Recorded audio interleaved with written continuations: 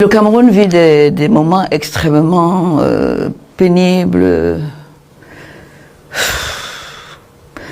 Nous vivons dans la terreur actuellement.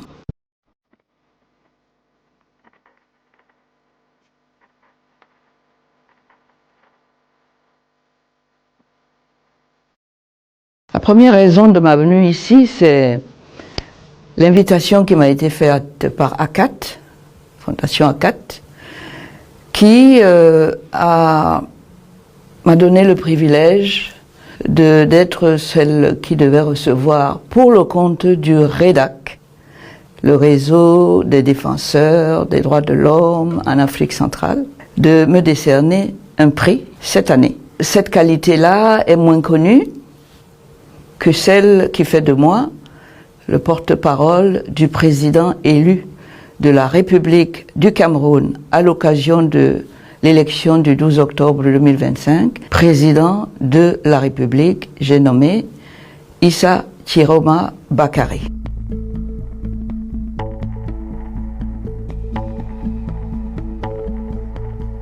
Le Cameroun vit des moments extrêmement pénibles. Nous vivons dans la terreur actuellement. La crise post-électorale compte déjà plus de 2000 arrestations, parce qu'ils ont voulu la vérité des urnes. M. Biya les a fait arrêter, pouf, dans les prisons du Cameroun. 48 ont été tués. Ce n'est pas possible, ça. Ça annonce des orages pour demain au Cameroun, forcément. L'autre volet, les camionneurs ont fait grève, c'est-à-dire qu'ils se sont punis, disant qu'ils ne travaillent pas, ils cessent de gagner de l'argent, parce qu'ils ont des revendications tout à fait normales, professionnelles. C'est un climat de terreur qui s'installe au Cameroun. Il faut attirer l'attention internationale sur ce problème-là. La démocratie, les valeurs universelles qui nous sont communes, sont en train d'être violées de manière ostentatoire, aux yeux, au vu et au su de tout le monde, et personne ne dit rien. Il faut rompre ce silence. C'est ce peuple qui a nommé le président de la République par son vote. Quand vous nommez quelqu'un, vous devez vous veiller à ce qu'il fasse ce pourquoi vous l'avez nommé.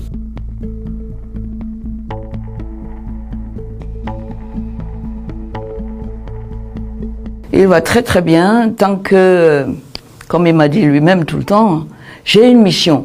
Les Camerounais m'ont confié, le Camerounais est le bon Dieu, parce qu'il ajoute toujours le bon Dieu.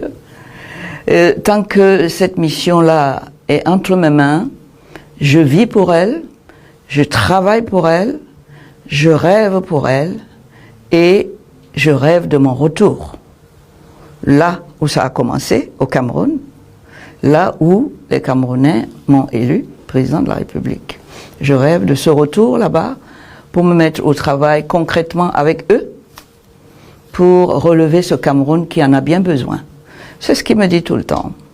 Ce n'est pas un aveu d'échec. Issa Chiroma est un Camerounais qui est né à Garoua, au Cameroun, qui a fait ses études, qui a exercé toutes sortes de métiers et de professions, qui a occupé les fonctions de ministre du gouvernement de la République nommé par le président de la République, Paul Biya. Donc c'est quelqu'un qui est profondément attaché à ses racines camerounaises et qui malheureusement aujourd'hui se trouve contraint à l'exil au lendemain de l'élection présidentielle du 12 octobre écoulé, parce qu'il a eu le malheur de bénéficier des suffrages de la majorité, la grande majorité des Camerounais, qui ont voulu exprimer le rejet de la gouvernance qui s'impose actuellement au pouvoir et qui est celle de M. Biya.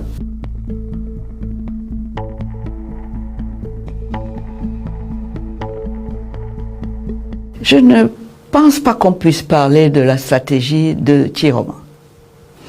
Chiroma ne s'est pas décrété président de la République du Cameroun, c'est-à-dire détenteur d'un mandat de gestion du Cameroun.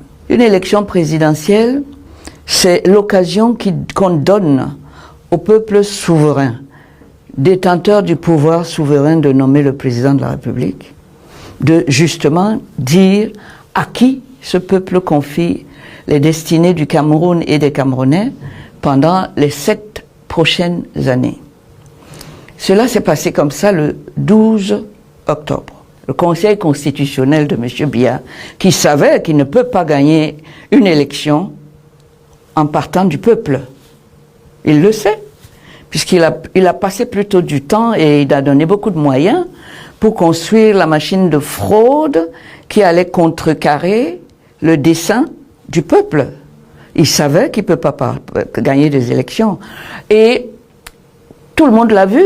Il n'a jamais demandé au peuple de faire de lui un président de la République. C'est vrai qu'il a fait œuvre de candidature, mais quand on est candidat à une élection dans tous les États modernes, on va vers ceux dont on demande les suffrages dans le cadre d'une campagne électorale. Nous n'avons vu nulle part Paul Biya demander des suffrages au peuple camerounais cette fois-ci. Il n'a fait aucune campagne, encore que lui l'aurait fait avec nos propres deniers. Il n'est jamais venu nous demander de le voter. Issa Chiroma Bakary, il a fait le tour du Cameroun pour demander aux Camerounais sur toute l'étendue du territoire, et ça s'est traduit le jour du vote, le jour de l'élection, par un rejet massif de tous les autres candidats, et notamment du candidat Paul Biya, qui occupe la fonction, et toutes ces voix se sont reportées sur celui qui était venu les demander et qui s'appelle Issa Chiroma.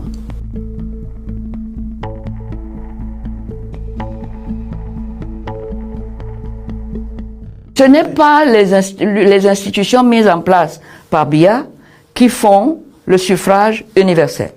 C'est le peuple. Un conseil constitutionnel qu'on a eu le temps, les moyens, de par sa position, de composer, pour qu'à l'international, on dit les institutions. Quelles institutions? La fraude, on ne parle pas de la fraude, la fraude qu'il y a eu. Les institutions. Vous êtes un candidat à une élection présidentielle. C'est vous qui organisez toute l'élection. C'est vous qui nommez toutes les têtes de ces institutions jusqu'à la proclamation. Et vous, vous mettez dans votre tête que le peuple ne mérite pas que vous alliez vous présenter à lui pour lui demander ses suffrages. Et vous comptez uniquement sur la machine de fraude, qui coûte d'ailleurs à ce même peuple beaucoup d'argent. Vous comptez uniquement sur cette machine pour faire de vous un président de la République. Le peuple a dit non. Et il va continuer à dire non.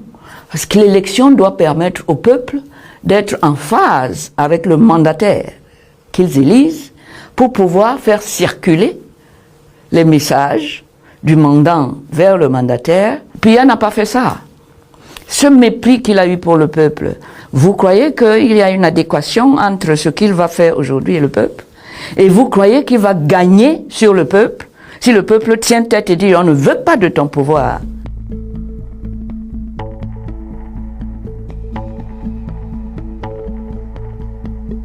Il a été assassiné. C'est un assassinat d'État. Je vous le dis tout de suite. Quand vous privez un être humain de l'oxygène, c'est-à-dire de l'air qu'on respire, vous l'avez tué. Il n'y a aucun être humain qui peut survivre à ça. Aucun. Et tout le monde le sait. Anissé a été assassiné. Anissé devenait ingérable. Et le ministre de la le lui avait dit. Il lui a dit, sous forme de menace, quand il était au CED, à la gendarmerie, en détention, en garde à vue. Toi, on sait que tu souffres d'insuffisance respiratoire. On sait que si on te prive de respiration, on n'a pas besoin de te toucher. Tu vas disparaître. Quelque temps après, ça s'est passé comme ça. Il n'a pas eu ses appareils, il n'a pas eu son oxygène. Et ce qui devait arriver est arrivé. Mais c'est un crime qui ne va pas rester impuni, hein. Faut pas croire, hein. Ils vont pas tuer tous les Camerounais, hein. Pas du tout. Aujourd'hui, ils ont fait de mon petit frère bien-aimé et canet, Anissé, dont je revendique la tendresse et l'amour Ils ont fait de lui un martyr. Je ne pense pas que c'est ce qu'ils souhaitaient, mais c'est ce qu'ils ont finalement fabriqué eux-mêmes. Ce qui veut dire quoi? Le dossier Kané n'est pas fermé. Au contraire, on vient de l'ouvrir. Et on va regarder ce qui va se passer demain et les jours qui viennent. Et Kané va hanter leur sommeil toute leur vie.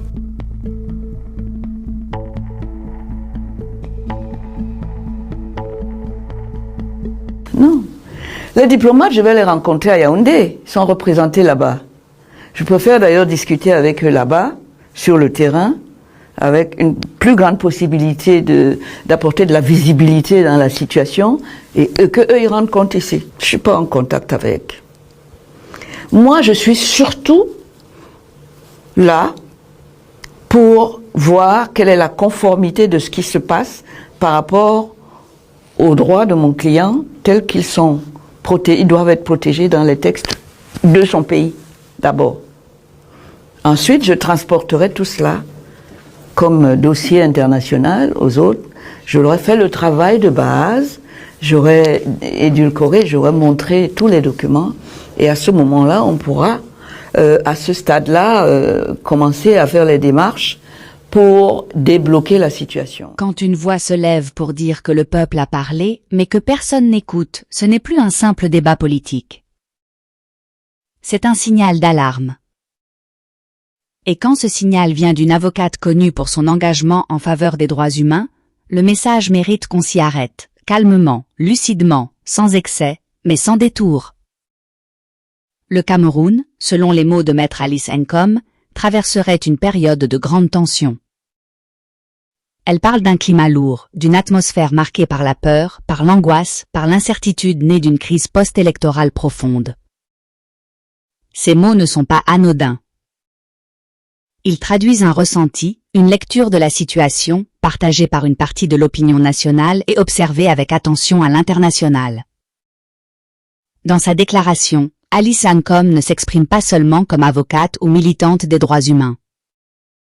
Elle précise assumer le rôle de porte-parole d'Issa Chiroma Bakary, qu'elle présente comme le président élu à l'issue de l'élection présidentielle du 12 octobre 2025. Cette affirmation est centrale. Elle est aussi au cœur de la controverse. Car dans tout État moderne, une élection présidentielle ne se limite pas à un jour de vote. Elle repose sur un processus, des institutions, des règles, mais surtout sur une chose essentielle, la confiance du peuple. Quand cette confiance est contestée, c'est tout l'édifice démocratique qui vacille. Alice Nkom évoque des arrestations massives. Elle avance des chiffres élevés. Elle parle de citoyens interpellés pour avoir, selon elle, réclamé la vérité des urnes. Dans une analyse responsable, il est important de rappeler que ces chiffres relèvent de déclarations publiques et doivent être examinés avec rigueur, vérifiés par des enquêtes indépendantes. Mais leur simple évocation révèle une inquiétude réelle. Elle décrit un climat qu'elle qualifie de répressif. Elle affirme que des tensions sociales, comme la grève des camionneurs, s'inscrivent dans un malaise plus large. Un malaise économique, social, mais aussi politique. Quand des travailleurs acceptent de perdre de l'argent pour défendre des revendications, cela traduit un niveau de frustration avancé. Le cœur de son message est clair. Selon elle, la volonté populaire aurait été confisquée. Elle rappelle un principe fondamental de toute démocratie. Le peuple est souverain. C'est lui qui choisit. C'est lui qui mandate. Et ce mandat, dit-elle, ne peut pas être redéfini ailleurs que dans les urnes. Dans son raisonnement, Alice Nkom insiste sur un point sensible, la campagne électorale.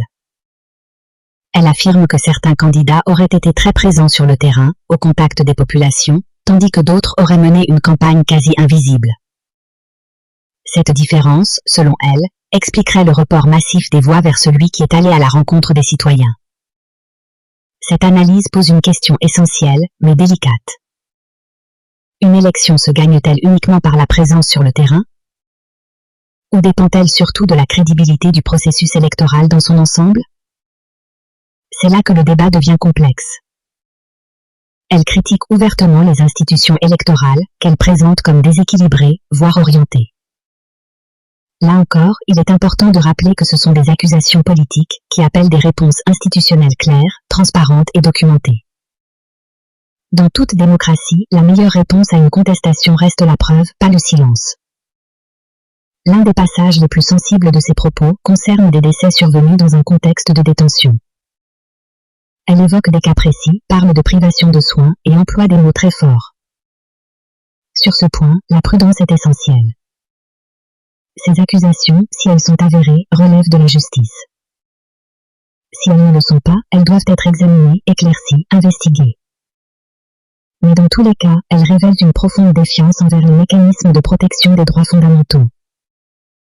Ce que dit Alice Encom, au fond, ce n'est pas seulement une dénonciation.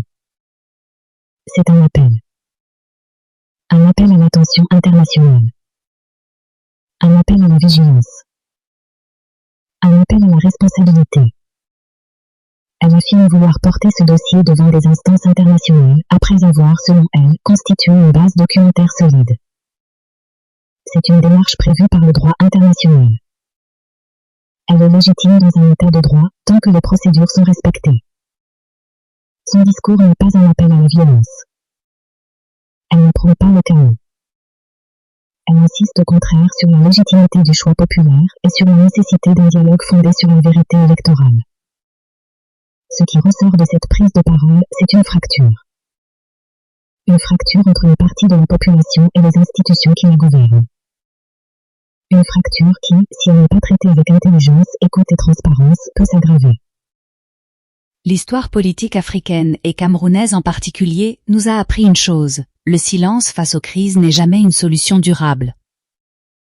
Ignorer une contestation ne l'efface pas. Elle la radicalise. La question n'est donc pas de savoir qui a raison par principe. La question est de savoir comment rétablir la confiance. Comment garantir que chaque voix compte réellement? Comment faire en sorte que les institutions soient perçues comme des arbitres et non comme des acteurs engagés? Le message d'Alice Encom s'inscrit dans cette logique. Qu'on partage ou non ses conclusions, ses propos obligent à une réflexion sérieuse sur l'état de la démocratie, sur le respect des droits humains et sur la place du citoyen dans le processus politique camerounais. Ce débat mérite mieux que des insultes. Il mérite mieux que la peur. Il mérite des réponses claires, des enquêtes crédibles et un dialogue sincère. Car quand un peuple a le sentiment que sa voix ne compte plus, ce n'est pas seulement un régime qui est fragilisé. C'est l'avenir commun qui est en jeu.